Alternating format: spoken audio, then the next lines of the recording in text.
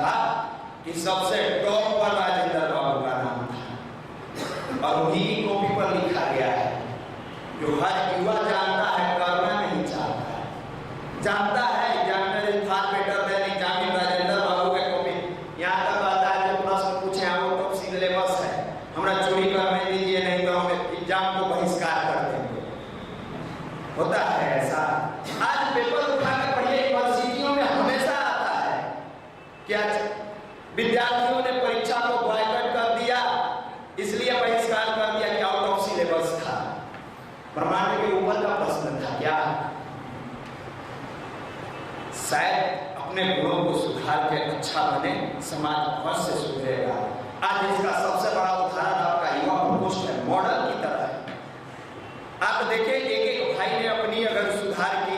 आज बाल संस्कार शाला, इतने छोटे छोटे बच्चे, वो झुग्गी झोपड़ी के बच्चे जिनको छूने से कोई कतराता था, जिनको कुछ लोगों द्वारा ये कहा जाता था कि ये लोग एनजीओ खोले हैं, गवर्नमेंट से पैसा मिलता होगा इसके लिए कर रहे हैं। ये बातें तो दिल में लगती, हम लोग भी छोड़ देते हैं कि छोड़ो, कौन एनजीओ है क्या है, बाल संस्कार शाला बंद करो, अपना संडे के आइए युवा मंडल में आराम से भाई लोग बैठते हैं, प्यार से बातें कर लीजिए, चले जाइए। कहाँ हम लोगों ने सोचा बिना किए तो उंगलियां उठती है करप्शन के लिए।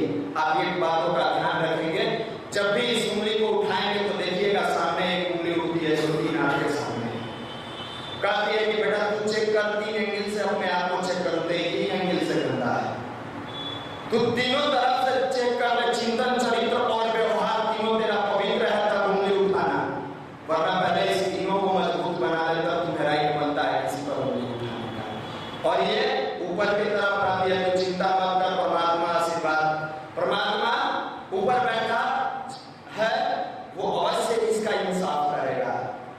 आज देखिए ना, बड़े बड़े भामाशाह लोग अंदर चले गए। कभी एक समय में कहे जाते थे चाचा मौसा बाहुबली, आज कहाँ है? आप हम नहीं, प्रकृति भी इन दिनों इस परिवर्तन के साथ लग गई है। महाकाल के चक्र चले हैं, सभी बदल जाएंगे, जो नहीं बदल पाएंगे अपने आप कुचल जाएंगे। चिंता नहीं करिए, महाकाल का चक्र चल रहा है, बदलना तो होगा भैया, बदल जाइए ना, पढ़िए ना मन से। ना सर अभी मस्ती करने का टाइम है, अभी थोड़े पढ़ेंगे। अच्छा, इतना प्यार से कहा जा रहा है, सही रास्ते पर चलिए, पढ़ लीजिए, नौकरी मिलेगा, बाद में कर नहीं होगा, बाद में वही देखिए ना, सारा टाइट फिटिंग जींस और टी शर्ट, जब जाके झोला ढोता है, जाके फैक्ट्री में लोहा उठाता है, अब पूछिए उस समय कहे थे पढ़ने के लिए क्या हुआ, मत पूछिए, बहुत कष्ट हो रहा है। यहाँ तक कि आज की युवा पीढ़ी इस फ्रस्ट्रेशन टेंशन में आके और रात दिन दिखा रहा है कि आत्महत्या कर ले रहा है, इसी से तो बचाता है, यही सही दिशा पे ले जाता है। आप बार बार नाम सुनते हैं, विवेकानंद की नामों को सुनते हैं। विवेकानंद के जीवन में भी परेशानियां आई, कोई ऐसा मनुष्य नहीं है जिसकी जिंदगी में परेशानी नहीं आती है, कोई ऐसा मनुष्य। आप इतिहास उठा के देखें तो भगवान कहे जाते हैं, हर घर में पूजे जाते हैं, मर्यादा पुरुषोत्तम राम, उनकी जिंदगी में भी परेशानियां आई। राजा महाराजा के पास पहुंचे, आप हमारे साथ दें, सीता माता का हरण हो चुका है, हम रावण का वध करेंगे क्योंकि वो अनीति के खिलाफ। किसी ने साथ नहीं दिया, सब मजाक उड़ाए रामचंद्र जी का।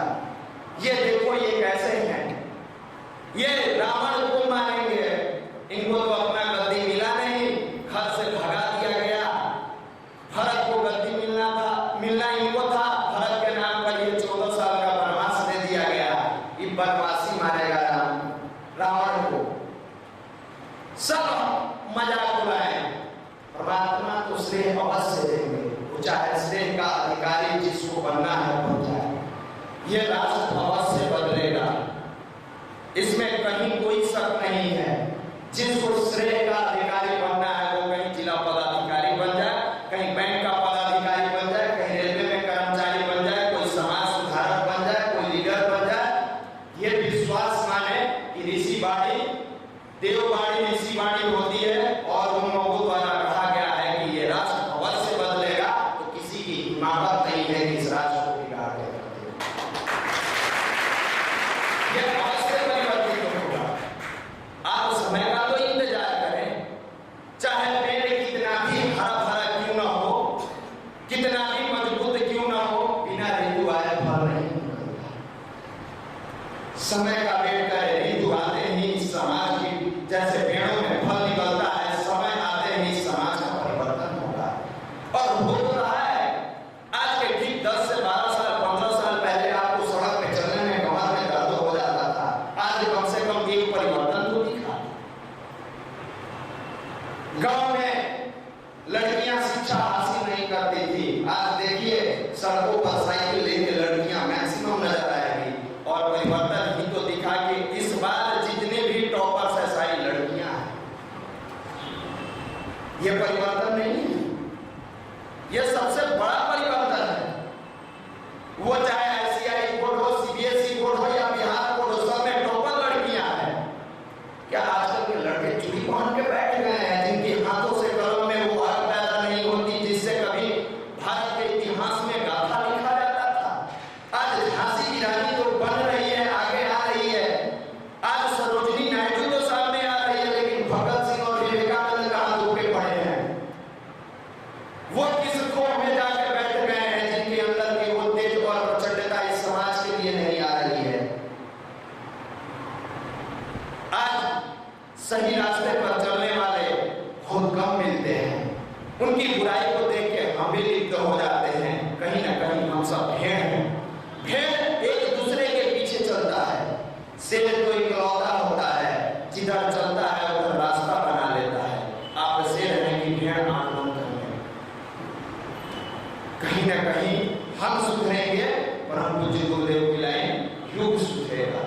हम बदलेंगे, युग बदलेगा। हम चाहते हैं तुम बदल जाओ, थोड़ा बहुत हमको मौका मिले, हम लूट लें। तुम बदलो ना, ताकि छवि ईमानदार की बन जाए समाज के, हमको मौका मिलेगा, हम खींच लेंगे। आप अगर करप्शन नहीं करते तो बेदारू टिकट यात्रा क्यों करते हैं ट्रेन में? क्यों करते हैं?